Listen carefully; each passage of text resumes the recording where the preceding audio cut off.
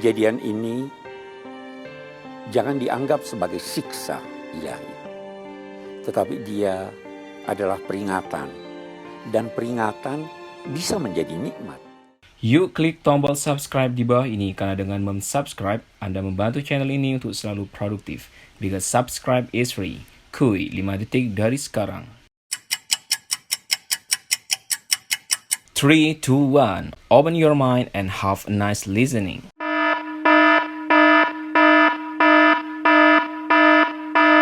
Hello good day good people, apa kabar hari ini? And I wish kalian semuanya selalu baik-baik saja.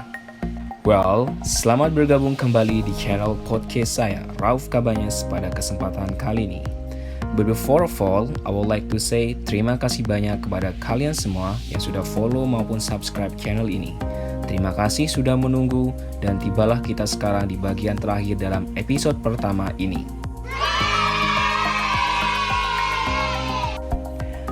Hello good people, sebelumnya mohon maaf karena sudah pasif beberapa hari ini. Ya, you know, karena ada beberapa agenda yang bersamaan dan harus segera diselesaikan. Cie yang alay, hahaha. So, masih kembali dengan pembahasan tema ini, yaitu memetik makna terhadap pandemi COVID-19. Setelah membahas pemahaman mendasar di part 1 dan part 2 mengenai kebijakan pemerintah, maka sebagai bagian ketiga atau terakhir, kita akan membahas mengenai pandemi COVID-19 tidak selalu negatif. Well guys, before of all, saya pribadi mengucapkan selamat menjalankan ibadah di bulan yang penuh berkah ini. Marhaban ya Ramadan. Semoga kita semua selalu berada di bawah lindungannya. Amin ya rabbal alamin. Tak terasa sudah lebih 1 bulan kita menghadapi pandemi virus corona ini. Banyak sekali respon yang bervariasi dari kalangan masyarakat. Ada yang patuh terhadap pemerintah untuk tetap di rumah. Tetapi ada juga yang mengangkang dan masih banyak lagi. Tetapi semuanya pasti memiliki alasan tersendiri mengenai tanggapan yang dilakukan.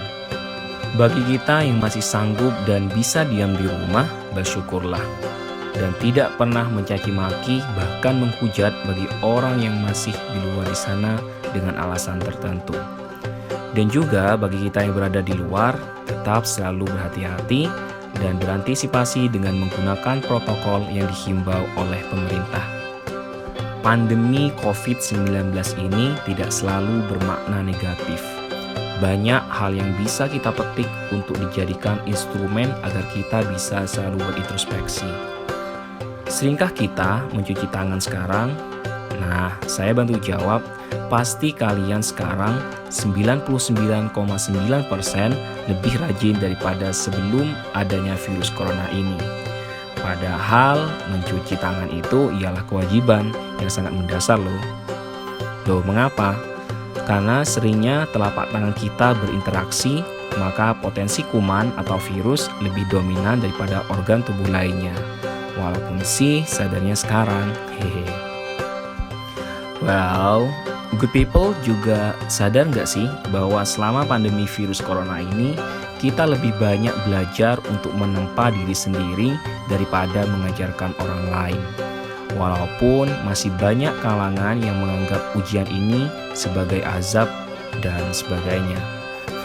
Tapi terlepas dari itu, kita juga harus open-minded guys, seperti apa yang dikatakan oleh Profesor Quraish Shihab.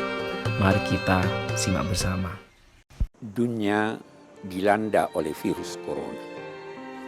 Kejadian ini jangan dianggap sebagai siksa ilahi, tetapi dia adalah peringatan, dan peringatan bisa menjadi nikmat. Dia peringatan agar manusia jangan angkuh dan merasakan kelemahannya di hadapan Tuhan yang Maha Kuasa. Kita diuji tentang ketaatan kita melaksanakan tuntunan agama. Salah satu di antaranya, tuntunan agama menuntut kita untuk memelihara jiwa dan kesehatan kita. Dalam konteks memelihara jiwa itu, kita hendaknya dapat meneladani atau paling tidak mengikuti tuntunan mereka yang memiliki pengetahuan tentang kesehatan dan keselamatan jiwa. Dalam konteks ini adalah para dokter. Ikutilah tuntunan dokter. Agama Islam mendahulukan kemanusiaan atas keberagamaan. Karena itu, tidak heran fatwa ulama-ulama menyatakan bahwa tidak wajib untuk melaksanakan sholat Jumat demi menjaga keselamatan jiwa manusia. Well, good people, ada beberapa hikmah yang diberikan oleh Yang Maha Kuasa selama pandemik ini. Tidakkah kita sadar bahwa oksigen yang kita hirup hari ini lebih segar daripada sebelumnya? Tahu kan mengapa? Karena hal tersebut sangat jelas bahwa tingkat pencemaran polusi udara semakin menurun karena banyaknya produksi polusi seperti pabrik, transportasi, mengurangi aktivitasnya. Terbukti, para peneliti di New York mengatakan kepada BBC yang dikutip pada Minggu 29 Maret 2020, hasil awal riset mereka menunjukkan karbon monoksida, terutama dari mobil, telah berkurang hampir 50% dibandingkan dengan tahun lalu. Tingkat polusi udara dan gas rumah kaca di beberapa kota dan wilayah di dunia menunjukkan penurunan yang signifikan di tengah pandemi global virus corona ini yang berdampak pada menurunnya mobilitas manusia. Tetapi good people, dalam mendengar informasi ini kita tidak bisa serta-merta untuk langsung senang karena banyak prediksi bahwa tingkat populasi udara akan semakin buruk pasca corona ini selesai, dikarenakan banyak industri yang melakukan percepatan dan penyeimbangan produksi. Salah satu pendapat dari Dwi Sasestiani Tias selaku founder of Sustaination mengatakan, ini yang saya takutkan karena lingkungan yang baik ini hanya sementara. Karena setelah wabah berakhir, maka aktivitas produksi akan dikejar gila-gilaan. Dwi berpendapat, ada yang salah dengan situasi saat ini karena tingkat polusi dan emisi global yang menurun bukan karena supporting policy, tetapi karena memang industrinya berhenti akibat wabah COVID-19. Di sisi lain, salah satu ilmuwan muslim, Profesor Nadisa Hussein mengatakan, dari sisi ekosistem, lingkungan dan alam, langit kembali menjadi biru. Aliran sungai kembali jernih karena berkurangnya polusi udara dan sampah limbah akibat pabrik-pabrik berhenti beroperasi. Pantai menjadi bersih dan sampah plastik. Ikan berenang bergembira karena tak lagi diganggu kapal pesiar mewah. Burung juga terdengar bersahutan karena jalan raya tak lagi berisik dengan suara knalpot dan klakson. Keluarga yang selama ini tak pernah lagi duduk makan bersama dan saat bertemu biasanya hanya uang dan kerja yang dibahas. Kini lebih banyak berkumpul di rumah, beribadah, dan beraktivitas bersama keluarga. So good people, saya akan menyampaikan refleksi dari adanya virus corona ini. Ada 3 hal yang saya ingin sampaikan. Pertama, mengenai sosio-budaya. Yang kedua, sosio-agama. Dan yang ketiga, sosioekonomi. Apa sih dari sosio-budaya yang kita dapatkan? Dalam konteks ini, good people, sadar atau tidak, banyak sekali hal yang kita dapatkan selama mengikuti anjuran pemerintah. Seperti mengubah bagaimana pola hidup kita yang awalnya sedikit individualis, bertransformasi ke arah yang lebih mengedepankan sifat sosial. Salah satunya gotong royong yang sudah menjadi kearifan lokal kita. Mungkin sudah lama tidak tersentuh. Saat inilah momen yang sangat tepat bagaimana kita menghidupkan gelora tersebut. Nah, refleksi yang kedua ialah sosioagama. Ibadah pada umumnya memang lebih baik dilakukan secara bersama atau berjemaah. Akan tetapi, selama menghadapi virus corona ini sesuai dengan anjuran institusi dan pemuka agama, inilah saatnya kita bisa berupaya lebih baik untuk meningkatkan daya keimanan kita. Bagaimana kita bisa menghidupi rumah kita dengan kegiatan keagamaan, khususnya dalam bulan Ramadan ini.